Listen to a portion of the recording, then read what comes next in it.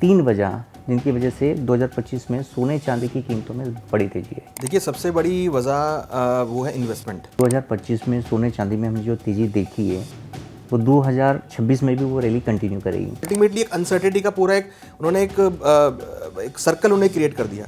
तो ये जो सर्कल है ये अनसर्टेनिटी क्रिएट करेगा, और तो 2025 में जो अनसर्टेनिटी थी वो 2026 में भी यहाँ पे ट्रैवल कर रही है। ग्लोबल प्रॉपर्टी हाउसेस उन्होंने अपनी रिपोर्ट्स में कहा है कि सोना 1.5 लाख के पार चला जाएगा। तो आप मानते हैं इस बात को? तो 1.5 लाख में 10,000 रुपये रह गए हैं, 1,40 तो मार ही दिया है। तो ये 10,000 कब शूट अप हो जाएगा, नोबडी नोज। अब चूँकि गोल्ड एक पीक बना चुका है, मतलब ऑलमोस्ट 140 तक गोल्ड जा चुका है, तो अगर करेक्शन आता है तो आप कितना एक्सपेक्ट करते हैं? 15-20 में अगर प्राइस गिरते हैं तो अगेन गोल्ड में शूट अप होता हुआ दिखाई देता है। गोल्ड और सिल्वर के बियॉन्ड उसके आगे अगर हम देखें तो आपको कौन सी मेटल्स है जहां आपको स्कोप लगता है कि यहाँ पर तेजी आ सकती है? यूएस की रेयर अर्थ मेटल वाली लिस्ट देखेंगे तो उसमें बहुत सारी ऐसे मेटल्स हैं जो सोने और चांदी को लेकर लोगों के मन में कई सवाल हैं, और इनमें सबसे बड़े सवाल हैं कि सोने की कीमतें कब गिरेंगी, और अगर नहीं गिरी तो तेज़ी कितनी और आएगी। इन तमाम सवालों का जवाब देने के लिए हमारे साथ मौजूद हैं commodity market expert Anuj Gupta. Anuj, Jagran business के इस खास पॉडकास्ट में आपका स्वागत है। Thank you very much sir. Anuj, आपके पास 20 वर्ष का अनुभव है कमोडिटी मार्केट में, तो आप हमें बता सकते हैं कि तीन वजह जिनकी वजह से 2025 में सोने चांदी की कीमतों में बड़ी तेजी है। देखिए, सबसे बड़ी वजह वो है इन्वेस्टमेंट।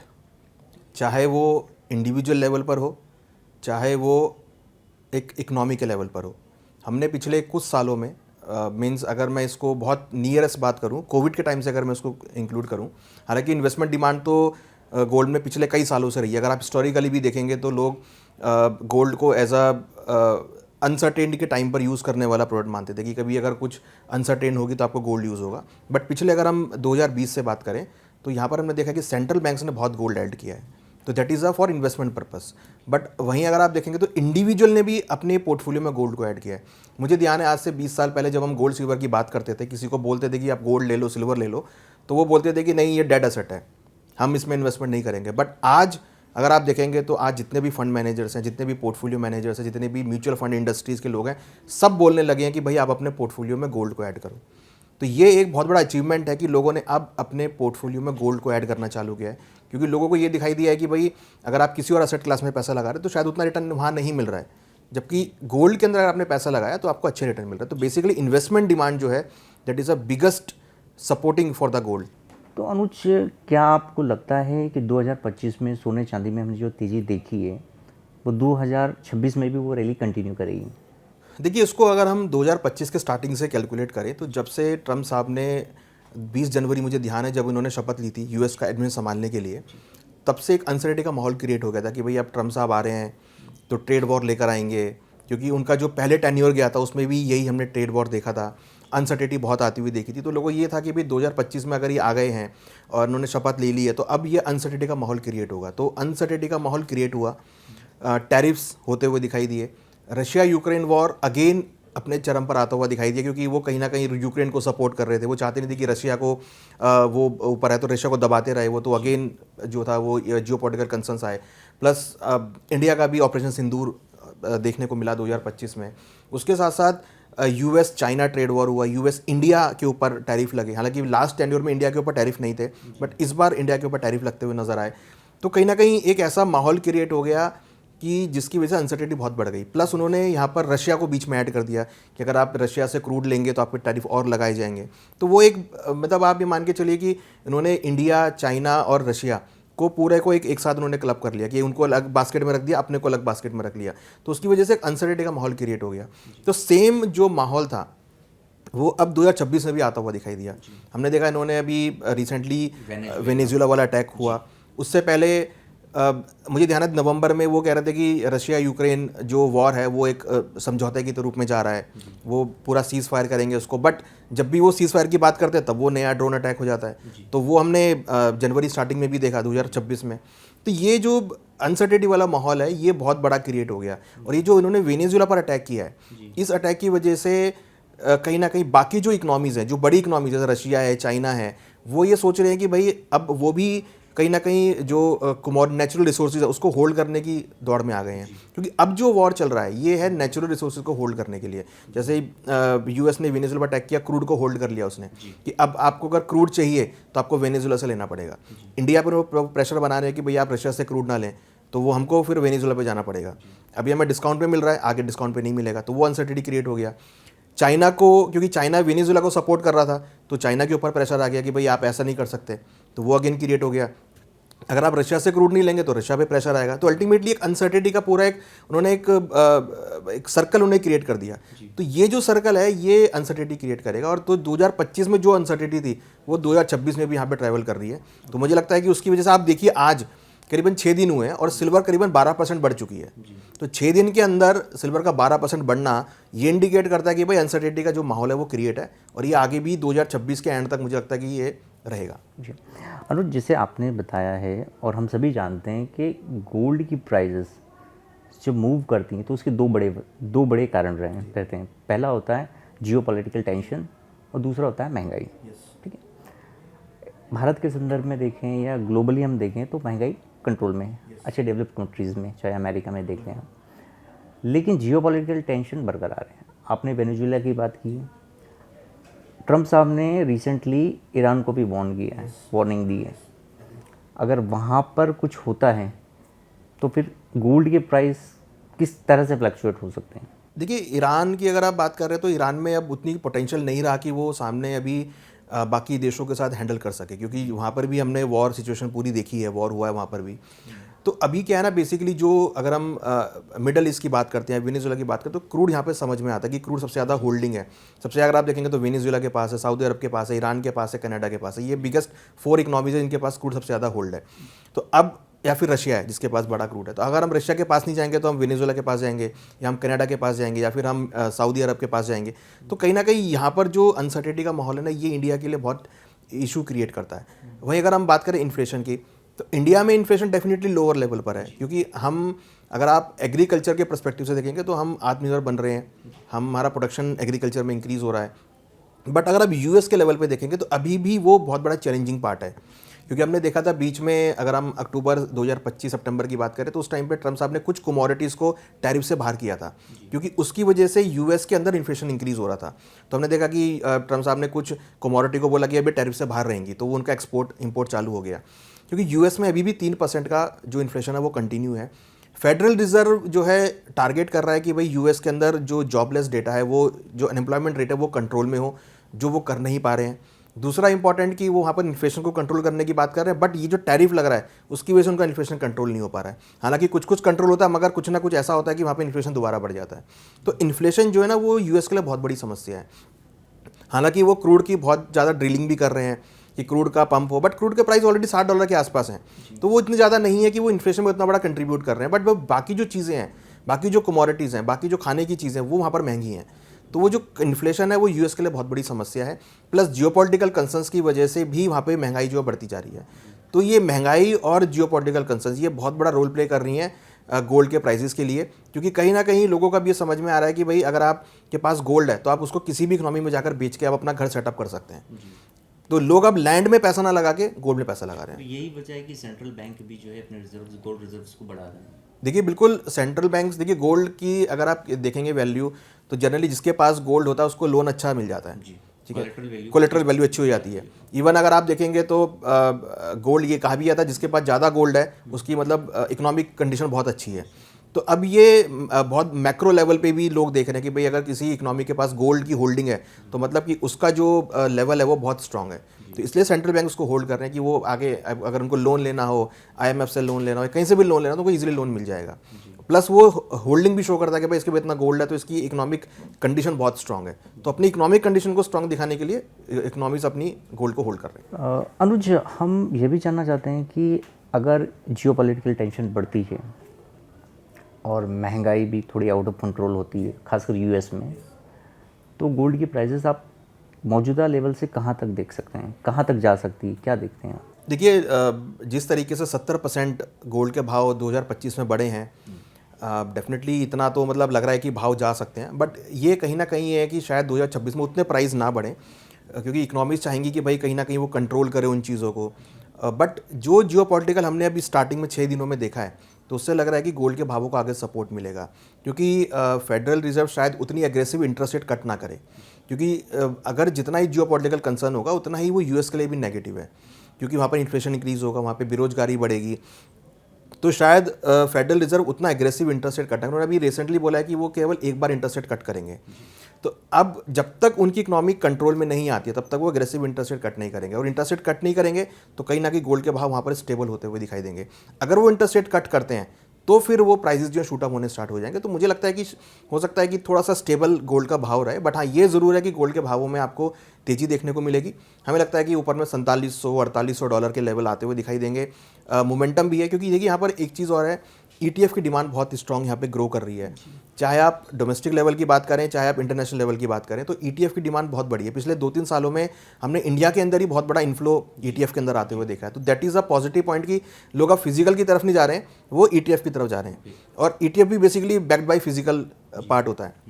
दूसरी तरफ लोग ज्वेलरी नहीं परचेस करें, ज्वेलरी की डिमांड 40% गिरी है, बट जो फिजिकल गोल्ड की डिमांड है, चाहे वो रॉ के रूप में या कॉइन्स के रूप में, वो बहुत इंक्रीज़ हुई है। तो लोगों का गोल्ड को देखने का नज़रिया चेंज हुआ है। लोग अब उसको ज्वेलरी में ना लेकर इन्वेस्टमेंट के तौर पर लेते हुए दिख रहा है। तो दैट इज़ अ पॉइंट कि लोगों को अब ये दिख रहा है कि हाँ भाई, अगर आपके पास इन्वेस्टमेंट करना है तो अब 20% के आसपास आप गोल्ड में लेकर रखो। तो वो जो माइंड सेट है ना, वो गोल्ड को सपोर्ट कर रहा है। रिसेंटली कुछ ब्रोकरेज हाउसेस रहे, ग्लोबल ब्रोकरेज हाउसेस, उन्होंने अपनी रिपोर्ट्स में कहा है कि सोना 1.5 लाख के पार चला जाएगा। तो आप मानते हैं इस बात को? तो 1.5 लाख में 10,000 रुपये रह गए हैं, 140 तो मार ही दिया है। तो ये 10,000 कब शूटअप हो जाएगा, नोबडी नोस। तो ओवरनाइट ही हो जाए, क्योंकि जिस तरीके से अटैक हो रहे हैं, और जनरली हम देखते हैं कि ट्रम्प साहब की जो एक्टिविटी है वो ओवरनाइट ही होती है। फ्राइडे सैटरडे संडे 3 दिन ऐसे होते हैं जिसमें अगर आप फिजिकल मार्केट में जाएंगे तो सबके माइंड में रहता है कि पता नहीं अब क्या हो जाएगा। हमने ये देखा है कि जो भी जियोपॉलिटिकल कंसर्न्स होते हैं वह तो फ्राइडे की नाइट को होते हैं, सैटरडे की नाइट को होते हैं। तो फ्राइडे सैटरडे निकलना गोल्ड का बड़ा मुश्किल हो जाता है कि पता नहीं मंडे को मार्केट कहाँ खुलेगा। तो ये एक बहुत बड़ा कंसर्न है। तो ये मुझे लगता है कि 10,000 पॉइंट बढ़ना कोई बड़ी बात नहीं है, बट यहाँ पर इंपॉर्टेंट ये है कि जो इन्वेस्टर हैं उनको यहाँ पर क्या रोल देखना चाहिए। जनरली हम देखते हैं कि लोग ये पूछते हैं कि भाई हम गोल्ड में इन्वेस्टमेंट करें ना करें, तो डेफिनेटली आपको गोल्ड सिल्वर में इन्वेस्टमेंट करना चाहिए। एक लॉन्ग टर्म होराइजन रख के आपको इन्वेस्टमेंट करना चाहिए। आप ये मत देखिए कि आपको 10,000 रुपये बढ़ने हैं या आपका क्या टारगेट है, क्योंकि अगर आप लॉन्ग टर्म में इन्वेस्टमेंट करेंगे तो डेफिनेटली गोल्ड में आपको अच्छे रिटर्न्स देखने को मिलेंगे। अनुज, हमने ये भी देखा है, अगर हम हिस्टोरिकल पैटर्न देखें गोल्ड के प्राइस एक्शन का, गोल्ड प्राइजेस कब चढ़े कब गिरे, तो पता चलता है कि पिछले कुछ सालों में जितनी तेज़ी से गोल्ड के प्राइस बढ़े हैं उस रफ्तार से नीचे गिरे भी हैं। कभी 20% की गिरावट भी आई है, कभी 30% की गिरावट आई है। अब चूँकि गोल्ड एक पीक बना चुका है, मतलब ऑलमोस्ट 140 तक गोल्ड जा चुका है, तो अगर करेक्शन आता है तो आप कितना एक्सपेक्ट करते हैं? देखिए, अगर हम हिस्टोरिकली बात करें तो उस टाइम कुछ चीज़ें मिस आउट थी। एक तो गोल्ड ETF की डिमांड नहीं थी, तो लोग नहीं समझते थे इन्वेस्टमेंट करना, लोग केवल इसको ट्रेडिंग का पार्ट समझ रहे थे, या ज्वेलर्स उसको केवल बाय कर रहे थे। आज के टाइम में अगर आप देखेंगे तो गोल्ड ETF मार्केट में आ गए हैं। लोगों को लगता है कि डिप आ रहे हैं तो आप बाय करके चलो। दूसरा कि गोल्ड के छोटे डिनोमिनेशंस भी आ गए हैं कि ग्राम के गोल्ड आपको मिलते हैं मार्केट में, आप उसको बाय कर सकते हो। लोग ETF के फॉर्म में गोल्ड को बाय करना चालू कर दिया, लोगों ने SIP गोल्ड में चालू कर दी हैं। तो अगर 15-20% गिरता है तो वो एक बहुत अपॉर्चुनिटी होगी। अभी हमने दिवाली के टाइम देखा था कि गोल्ड में 15% की गिरावट आई थी। 15% गिरावट आने के बाद अगेन गोल्ड ने नया हाई बना दिया। अभी रिसेंटली दोबारा गोल्ड गिरा था नीचे में, 1.28 तक गोल्ड आया था, फिर वहाँ से वापस उठकर 1.40 हो गया। तो 15-20% का जो मोमेंटम है वो गोल्ड के लिए नॉर्मल रह गया है। 15-20% अगर प्राइस गिरते हैं तो अगेन गोल्ड में शूटअप होता हुआ दिखाई देता है। हालांकि अभी हमने देखा था कि कुछ दिन पहले ही, 4-5 दिन पहले, गोल्ड का भाव $4500 था, वो करेक्ट होकर $4300 आया, आज अगेन 4500 के आसपास है। तो कहीं ना कहीं अगर कोई 100-150, अगर मैं फिगर वाइज बात करूँ कि अगर $100-150 की गिरावट आती है तो तुरंत बाइंग देखने को मिलती है गोल्ड के अंदर। तो ये जो माहौल है ना, ये बेसिकली ये इंडिकेट करता है कि जो भी डिप्स आ रहे हैं आप उसमें अपनी पोजीशन को एक्यूमुलेट करते चलें। बाइंग अपॉर्चुनिटी है, क्योंकि हमारा व्यू गोल्ड सिल्वर में शॉर्ट टर्म के लिए नहीं है, हमारा व्यू लॉन्ग टर्म के लिए है।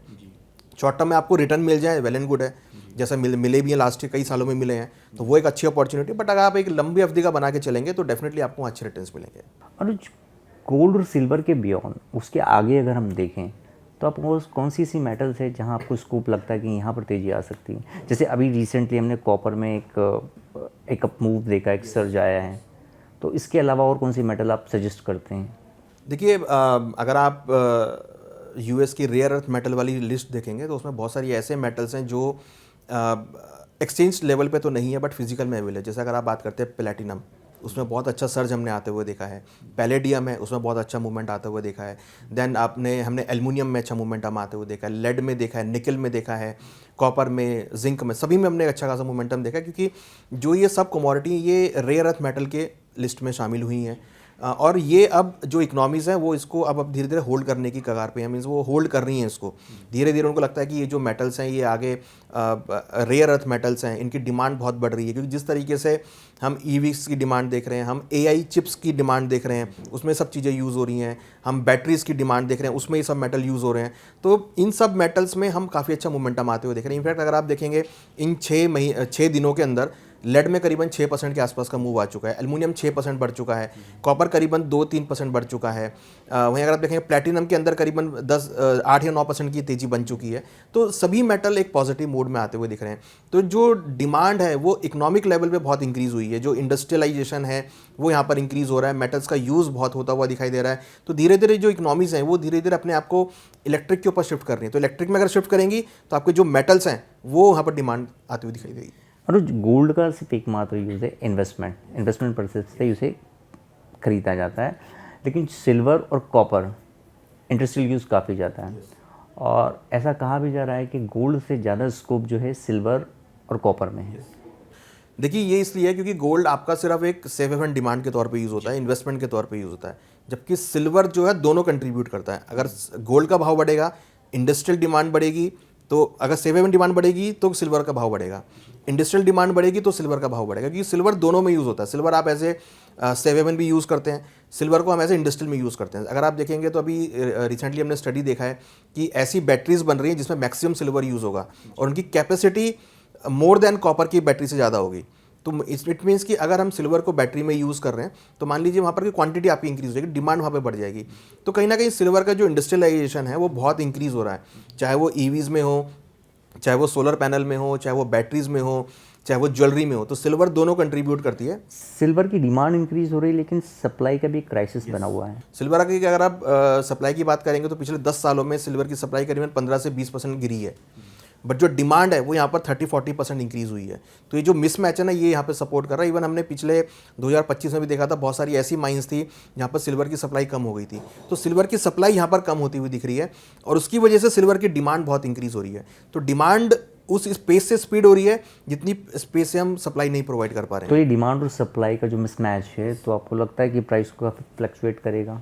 डेफिनेटली जी। अब यहाँ पर आप देखिए, मैं आपको एक डेटा देना चाहूँगा। 2000 अगर आप 1970-80 की बात करेंगे, 1970 से 1980 के बीच में चांदी 800% इंक्रीज़ हुई थी। सन 2000 से लेकर 2010 के बीच में चांदी करीबन 550% इंक्रीज़ हुई थी। अभी अगर आप 2020 से लेकर 2030 देखेंगे तो चांदी अभी केवल 200% के आसपास इंक्रीज़ हुई है। तो अभी तो उसमें रूम है बढ़ने का। तो अगर आप हिस्टोरिकली डेटा को देखेंगे या पैटर्न को वॉच करेंगे, क्योंकि उस टाइम आपका हंट ब्रदर्स का इशू हुआ था 1970-80 में, वो भी सिल्वर को लेके था। 2000 से लेकर 2010 के बीच में हमने .com बबल देखा, हमने इन्फ्लेशन रिसेशन आते हुए देखा, देन हमने वहाँ पर डेट क्राइसिस आते हुए देखा। तो वो क्राइसिस जो हुए थे वो भी मार्केट को सपोर्ट कर रहे थे। तो अब जो अगर आप देखेंगे तो इस टाइम पे आपका कोविड क्राइसिस हुआ 2020 से लेकर 30 के बीच में। अभी हम 2025 में 26 में 4 साल बचे हैं अभी। कोविड क्राइसिस हुआ, प्लस ट्रेड वॉर हुआ, प्लस रशिया यूक्रेन वॉर हुआ, यूएस वेनेजुएला वॉर हुआ। तो ये जो 10 साल है ना ये बहुत क्रूशल हैं। इन 10 सालों में आपको बहुत सारे ऐसे डेवलपमेंट देखने को मिलेंगे कि जब हम 2031 में जाएंगे तो आपको एक अलग ही वर्ल्ड देखने को मिलेगा। तो जो डिमांड आपका इस साल में जो मोमेंटम है वो आपको बेस मेटल का मोमेंटम देखने को मिलेगा। मुझे लगता है कि ये जो 10 साल है ना इसमें बहुत आपको चेंजेस देखने को मिलेंगे और इसमें ही आपको इंडस्ट्रियलाइजेशन की वजह से इंडस्ट्रियल मेटल की डिमांड बहुत देखने को मिलेगी। अगर मैं आपसे जानना चाहूँ कि सिल्वर के प्राइसेस, चांदी की कीमतें यहाँ से और कितनी और बढ़ सकती हैं? देखिए हमें तो लगता है कि 90 से $100 जानी चाहिए, हालांकि ज़्यादा बड़ा गैप नहीं है क्योंकि $83 मार ही चुके हैं, तो $16-17 का है। बट अभी तो हम 100 ही टारगेट करेंगे। थोड़ा भारतीय रुपयों में? भारतीय रुपये में मुझे लगता है कि 2,80,000 से लेकर 3 लाख ये रेंज आपको। 3 लाख की जो भविष्यवाणी है, जो प्रोडिक्शंस हैं वो हाँ बिल्कुल देखिए $100 को 3 लाख हो ही जाएगा वो, और कोई बड़ी बात नहीं है। अब अभी देखिए एक सिंपल से एक न्यूज़ ये आया था कि चाइना ने अपने सिल्वर के एक्सपोर्ट को बैन कर दिया था। वो एक्सपोर्ट को बैन करती चांदी $70 था, तुरंत $83 चला गया। $13 बढ़ गया। तो कहीं ना कहीं जो एक्सपोर्ट बैन है ये हर इकोनॉमी के, इकोनॉमी नहीं चाहता कि भाई उनकी इकोनॉमी से सिल्वर बाहर जाए। तो धीरे धीरे जो एक्सपोर्ट पे बैन है ना वो बाय कर रहे हैं और एक्सपोर्ट पे बैन कर रहे हैं, क्योंकि वो चाहते हैं कि होल्ड करें, फिर उसको महंगे रेट पर बेचेंगे उसको। वो उनका यूसेज इतना इंक्रीज हो जाएगा कि आपको वहाँ से परचेज ही करना पड़ेगा। तो कहीं ना कहीं ये जो चीज़ें हैं ना ये बहुत हाईली मार्केट को बहुत मोटिवेट कर रही हैं। तो मुझे लगता है कि चांदी का भाव आपको 90 से $100 और 280 से 3 लाख के लेवल आपको दिखा सकता है। अनुज, आपने कहा है कि बबल की बात करी है, इक्विटी मार्केट में भी बबल बना है, कभी रियल एस्टेट में भी बबल बनता है, तो आपको लगता है कि गोल्ड में भी एक बबल बन रहा है? देखिए, बबल वहाँ बनता है जहाँ पर आपकी बेस चीज़ अवेलेबल नहीं होती। ठीक है, अगर मेरा ये पर्सनल मानना है कि अगर हम शेयर बाज़ार की बात करते हैं, इक्विटी की बात करते हैं, तो इक्विटी में बबल जनरली होता है जब कोई आपको एक्स्ट्रा मैनिपुलेशन होता है। भी देखिए, आपने कंपनी के शेयर इशू करे, आपने कंपनी की इक्विटी इशू करी, लोगों ने बाय कर लिया, तो दैट इज़ नॉट फिजिबल कि आप उसको टच कर सकते हैं, आप उसको देख सकते हैं। आपने खाली पेपर्स पे इक्विटी इशू करी, आपने लिया, कंपनी का मैनेजमेंट कैसा आप जाके नहीं देख रहे हैं, कंपनी का प्रोडक्ट कैसा आप जाके नहीं देख रहे हैं, कंपनी अंदर क्या काम कर रही है आप जाके नहीं देख रहे हैं, कंपनी का क्या माइंड में चल रहा है। हो सकता है यहाँ पर वो पीए बेचकर अपना फंड इकट्ठा कर रहे हो, बट माइंड में कुछ और चल रहा हो, nobody knows. But gold silver physical available है, राइट। जो चीज़ फिजिकल अवेलेबल है उसे मैनिपुलेशन करने की क्षमता बहुत कम होती है। आज मेरे को पता है कि भाई अगर मेरे को गोल्ड चाहिए तो मैं गोल्ड जाऊँगा फिजिकल से बाय करके अपने घर पर रख लूँगा। तो मेरे को अगर गोल्ड में इन्वेस्टमेंट करना है तो मुझे ये पता है कि जो मैं ETF बाय कर रहा हूँ वो बैक्ड बाई फिजिकल है। तो ये इट मीन्स कि वो बबल नहीं है, वो बैक्ड बाई फिजिकल है। अगर मेरे को ज्वेलरी लेनी है तो मैं एक्चुअल में फिजिकल में ज्वेलरी लेकर आऊँगा। मेरे को अगर गोल्ड लेना है, कॉइन लेना है, तो मैं एक्चुअल में लेकर आऊँगा, पेमेंट करूँगा, लेकर आऊँगा। तो मेरे को फिजिकल अवेलेबल है। तो बबल वहाँ पर होता है जहाँ पर आपका फिजिकल एग्जिस्टेंस नहीं हो, खाली आपने हवा में ही उसको क्रिएट कर दिया हो। जैसे आपका बिटकॉइन है, बिटकॉइन का किसी को नहीं पता कि भाई कहाँ पर है, कहाँ रखा हुआ है, कहाँ उसकी स्टोरेज है। कभी लोग उसको इनकैश करना चाहें तो आप उसको नहीं ट्रैक कर सकते। इवन अगर आपके वॉलेट में भी रखा आप उसको ट्रैक भी नहीं कर सकते। अगर मान लो चोरी भी हो गया तो गोल्ड को आप ट्रैक कर सकते हो। ठीक है, तो जो चीज़ फिजिकल अवेलेबल है उसमें बबल होने के चांसेस बहुत कम है। प्राइस का अप डाउन होना इज़ अ डिफरेंट थिंग कि चलो किसी वजह से सप्लाई बढ़ गई तो प्राइस नीचे आ गया, सप्लाई कम होगी तो प्राइस ऊपर चला गया, that is a thing. But वो बबल जो है ना, मुझे नहीं लगता कि गोल्ड सिल्वर में बबल होगा, क्योंकि इसकी फिजिकल एग्जिस्टेंस है। आप अगर किसी ज्वेलर के पास जाएंगे तो आपको इन्वेंट्री दिखाई देगी, कंपनीज के पास आपको इन्वेंट्री दिखाई देगी, आपको माइंस करती हुई दिखाई देंगी, सेंट्रल बैंक्स के पास आपको दिखाई देगा कि हाँ उसके पास गोल्ड रखा हुआ है। तो कोई भी जो गोल्ड की बात कर रहा है ना वो हवा में बात नहीं कर रहा है कि भाई मेरे पास इतने किलो गोल्ड है। आप जाके चेक कर सकते हो, सभी सेंट्रल बैंक्स अपने डेटा निकालता है कि भाई मेरे पास इतने किलो गोल्ड रखा हुआ है। तो ये that is a physical existence. तो बबल का मुझे लगता नहीं ऐसा कोई बड़ा है। हाँ देखिए, प्राइस अप डाउन होना वो सप्लाई की वजह से वो हो सकता है, बट बबल को लेके मुझे लगता है कि ऐसा कुछ नहीं हो सकता। एक और सवाल है अनुज के, जब हम गोल्ड या सिल्वर खरीदते हैं तो हम अक्सर भाव देखते हैं। एक आम आदमी जो है भाव ही देखकर गोल्ड खरीदता है कि भाई मुझे इस भाव पे खरीदना चाहिए, या मैं थोड़ा वेट करता हूँ भाव के लिए। लेकिन एक टर्म और होता है गोल्ड सिल्वर रेशियो, ये क्या होता है और कैसे काम करता है? देखिए, एक मार्केट को एनालिसिस करने का वे है।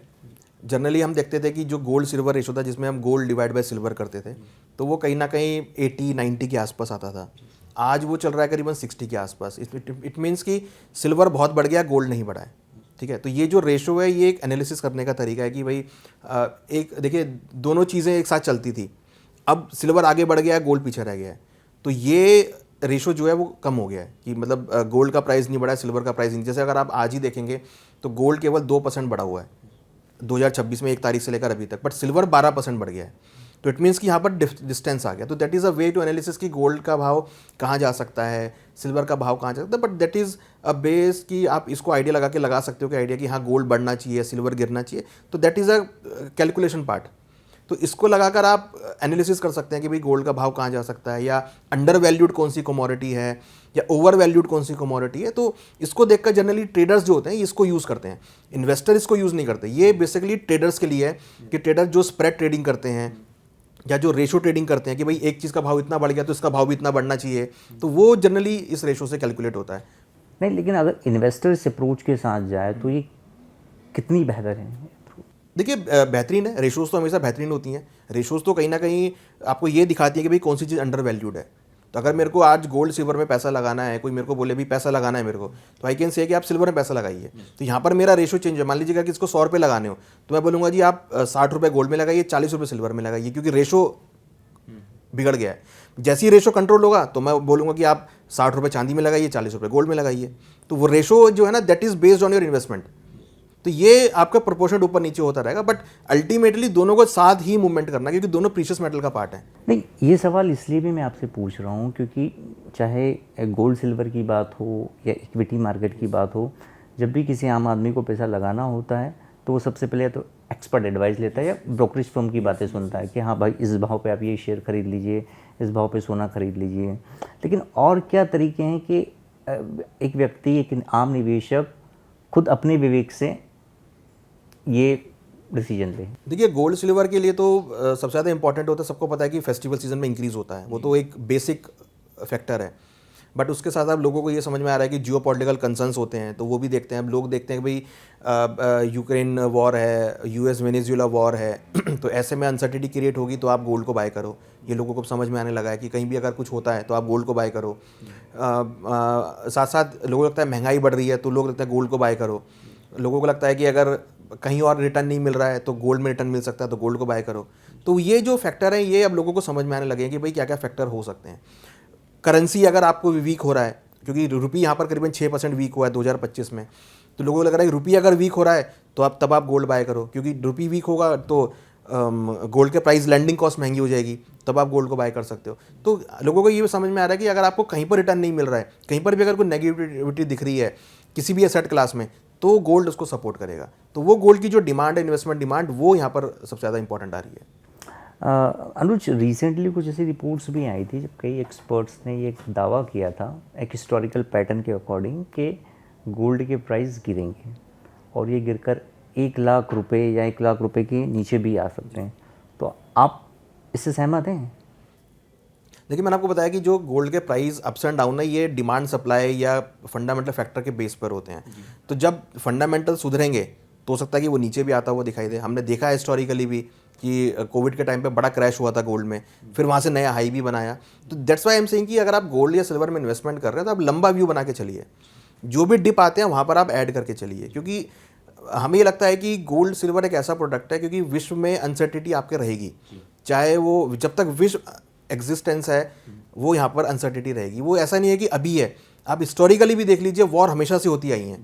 तो जब भी ऐसी सिचुएशन होगी तो आपको गोल्ड सिल्वर में मोमेंटम मिलेगा, क्योंकि एसेट क्लास सिर्फ एक है गोल्ड, जिसको आप एज ए अनसर्टेन में यूज़ कर सकते हैं। डी डॉलराइजेशन हो रहा है, कोई डॉलर को रखना पसंद नहीं कर रहा है, कोई इकोनॉमी डॉलर में ट्रेड करने को तैयार नहीं है। आप एक सिंपल एग्जांपल देखिए, अभी पुतिन साहब इंडिया आए थे तो उन्होंने ये डिस्कशन किया कि भाई जो भी आप रशिया से ट्रेड करेंगे वो इंडियन रुपी में होगा। तो ये एक एग्जाम्पल सेट होता है कि भाई अब आप डॉलर में ट्रेड करना नहीं चाहते, आप डॉलर में व्यापार करना नहीं चाहते, तो इसका मतलब कि आपकी जो करेंसी है वो यहाँ पर डिमांड बढ़ेगी। तो पहले लोग डॉलर होल्ड करते थे कि डॉलर आप ले लो, बट अब डॉलर में कोई ट्रेड करना नहीं चाहता, उनको अब ऐसी करेंसी चाहिए जो पूरे वर्ल्ड में यूज़ हो। तो gold is a global currency. आपकी जेब में अगर गोल्ड है तो आप पूरे विश्व में कहीं पर भी जाकर उसको सेल आउट कर सकते हैं, तो कहीं पर भी जाकर आप यूज़ कर सकते हैं। तो वो एक ग्लोबल करेंसी के तौर पे है। तो इसलिए अगर कोई डिप आता है तो दैट इज़ अ अपॉर्चुनिटी कि आप उसको ऐड करते चलें। हमने कोविड में देखा, बड़े डिप आए थे, बहुत बड़ा डिप आया था गोल्ड में, फिर वहाँ से वापस प्राइस शूटअप हुआ। फिर बीच में हमने 2011-12 में देखा करेक्शन आया था, फिर वहाँ से वापस प्राइस शूटअप हुआ। तो रेगुलर एक मोमेंटम है। हाँ, ये ज़रूर है कि 2025 में 70% रिटर्न दिए हैं, तो ये ज़रूरी नहीं है कि 2026 में आपको 70% रिटर्न दे, हो सकता है कि 20% दे, 30% दे, ये रहेगा। बट हाँ, ये है कि अगर आप लॉन्ग टर्म में ऐड कर रहे हैं उसको, तो वो आपको एक्यूमुलेट करता हुआ आपको रिटर्न देगा। और आप पिछले का 100 साल का रिटर्न देखेंगे तो 10-12% के आसपास कंपाउंडिंग रिटर्न दिया है गोल्ड ने। अगर आप 1925 से अगर आप कैलकुलेट करते हैं तो रिटर्न दिया है गोल्ड ने, तो 100 सालों में काफ़ी अच्छे रिटर्न्स गोल्ड ने दिए हैं। तो हिस्टोरिकली पैटर्न के अकॉर्डिंग मैं आपको बता सकता हूँ कि हाँ, कंटिन्यूस जो प्राइस है वो आपको 10-12% कंपाउंडिंग तो ये देना चाहिए। अनुज, एक कुछ एक्सपर्ट्स का कहना है कि गोल्ड में जो तेज़ी आई है 2020 से लेके 25 तक, इस बीच कोरोना महामारी आई है, महंगाई बढ़ी, फिर रूस यूक्रेन वॉर हुआ, इसके बाद भी फिर जियोपॉलिटिकल टेंशन्स आते रहे, ठीक है। लेकिन अब कुछ एक्सपर्ट ये मान रहे हैं कि ये जो फैक्टर्स थे जिनकी वजह से गोल्ड प्राइस में तेज़ी आई वो सब मैच्योर होने की तरफ जा रहे हैं और इससे हो सकता है कि गोल्ड के प्राइस अब थोड़े नॉर्मलाइज हों, उनमें एक गिरावट देखने को मिले। आपकी बात ठीक है, जो मैच्योर हो रहा है ठीक है, बट ये यूएस वेनेजुएला मैटर दोबारा क्रिएट हो गया नया, ये तो अभी स्टार्ट ही हुआ है। इसके साथ साथ आप देखिए कि वो ग्रीनलैंड को भी एक्वायर करने की बात कर रहे हैं, वो भी एक नया चैप्टर स्टार्ट हो गया है। प्लस रशिया भी अब सोचेगा कि भाई मैं अगर यूएस ट्रम्प साहब एक तरफ तो शांति की बात करते हैं, वो खुद वो जाके अटैक कर रहे हैं, तो मैं क्यों ना जाके यूक्रेन को कैच कर लूँ। तो वो भी एक दौड़ में शामिल हो जाएगा। चाइना भी सोचेगा भाई मेरे को नेचुरल रिसोर्सेज चाहिए तो मैं दूसरी इकोनॉमी को जाके एक्वायर कर लूँ। तो ये एक नया वेव चालू कर दिया इन्होंने। तो ये एक चीज़ बंद हो रही है, दूसरी चीज़ चालू। हम भी ये मान रहे थे कि चलो 2026 में शायद कुछ शांति वार्ता होंगी, जिस तरीके से रशिया यूक्रेन धीरे धीरे सीज फायर की बात कर रहा है, बट वो नहीं हो पा रही चीज़ें। अगर वो चीज़ें सही होती हैं, मैं कह रहा हूँ सब चीज़ें सही हो जाएंगी, ठीक है, वॉर सारी ख़त्म हो गई, यूएस वेनेजुएला इशू भी खत्म हो गया, सब कुछ खत्म हो गया, बट लोगों की जेब में पैसा आना चालू हो गया। जब लोगों की जेब में पैसा आएगा तो पैसा कहाँ लगाएंगे? लग्जरी आइटम में। तो वो अगेन गोल्ड की तरफ जाएंगे। भाई अगर मेरी जेब में पैसा होगा तो मैं जाके सीधा ज्वेलरी परचेज करूंगा, मैं गोल्ड परचेज करूंगा, सिल्वर परचेज करूंगा, मैं गोल्ड महंगी महंगी वॉचेस परचेज करूंगा, मैं हैवी ईवीज परचेज करूंगा जहाँ पर गोल्ड सिल्वर की डिमांड होती है। तो अगेन गोल्ड में इन्वेस्टमेंट डिमांड आएगी। अगर सेव हेवन डिमांड नहीं है तो इन्वेस्टमेंट डिमांड है। तो दोनों चीज़ें यहाँ पर क्लब हो रही हैं गोल्ड के लिए। मैं तो सब कुछ सही हो जाएगा तो थोड़ा करेक्शन आएगा, वो लोग फिर कहेंगे गोल्ड का भाव नीचे आ गया, चलो बाय करते हैं, वो दोबारा बाय क्रिएट हो जाएगा। तो अभी ऐसा कुछ दिख नहीं रहा कि कोई मेजर बहुत बड़ा ऐसा रीज़न कि भाई गोल्ड के अंदर गिरावट देखने को मिले। हाँ, ये हो सकता है कि मान लीजिए कोई बड़ी इकोनॉमी ये बोले कि मैं गोल्ड बेचने के लिए आ रहा हूँ। जैसे हमने देखा था सन 2000 में, 2008-9 की बात है, जब साइप्रस ने बोला था कि मैं गोल्ड बेचने वाला हूँ। उस टाइम पे गोल्ड में करेक्शन, 2013-14 की बात है, साइप्रस बोल रहा था कि वो गोल्ड बेचने के उसमें है, तो उस टाइम पे गोल्ड में करेक्शन आया था। बट वहाँ से आप देखिए दोबारा 10 साल में गोल्ड का भाव हाई लेवल पर आ गया। तो अगर आप एक लॉन्ग टर्म व्यू बना के चलेंगे तो जो भी आपको इंसिडेंट होंगे वो अल्टीमेटली आपको लोअर लेवल पर खरीदारी के मौके देगा। यानी मैं मान के चलूँ कि जब तक डोनाल्ड ट्रंप सत्ता में हैं 4 सालों तक गोल्ड के प्राइस पर आप कोई प्रेडिक्शन नहीं कर सकते, खासकर गिरावट के लेवल पे। देखिए आप कह सकते हैं क्योंकि ट्रम्प साहब का जो टेन्योर रहा है, पहले भी सबने देखा है कि भाई उन्होंने पहले भी ट्रेड वॉर करा है और अब भी वो उसी मोटिव पे हैं। 2026 की शुरुआत उन्होंने ऐसे कर दी है, तो नोबडी नोस कि वो क्या सोच रहे हैं। और इंडिया को उन्होंने धमकी दे दी दोबारा से टैरिफ के लिए, तो अब वो इंडिया को धमकी दे रहे हैं। चाइना पे वो तिरछी निगाह लेके बैठे हैं, रशिया से उनकी बन नहीं रही है। तो 3 जो बड़ी इकनॉमीज़ हैं उनसे उनकी कहीं सेटलमेंट हो नहीं रही है, या यूँ कहें कि वो तीनों इकनॉमी जो हैं वो सेटलमेंट नहीं कर पा रही है। तो ये जो सेटलमेंट है ये आपको, मुझे नहीं लगता कि बहुत छोटा सब्जेक्ट है जो कि कल रिजॉल्व हो जाएगा। It will take time. तो टाइम में ये नहीं पता कितना टाइम जाएगा, और ट्रम्प साहब इतनी जल्दी मानने वाले हैं नहीं कि आप कल बोलोगे हमने साइन करके दे देगी आप ट्रेड वॉर ख़त्म कर दो, वो होगा नहीं, वो टाइम लगेगा। और उस टाइम लगने में ट्रम्प साहब रात को क्या सोच के उठेंगे सुबह, नोबडी नोज। कल उन्होंने बोला जी जो ग्रीनलैंड को एक्वायर कर लो जी, चलो जी ले आओ पकड़ के, तो वो कर दिया, अगेन क्रिएट हो जाएगा इशू। तो ये अनसर्टेनिटी रहेगी। यानी जब तक ये ग्लोबल टर्बुलेंस रहेगा गोल्ड की प्राइस फ्लक्चुएट होती रहेंगी। अनुज, आप हमारे साथ जुड़े और हमारे दर्शकों के सवालों के जवाब दिए, उसके लिए thank you very much. Thank you very much. Thanks.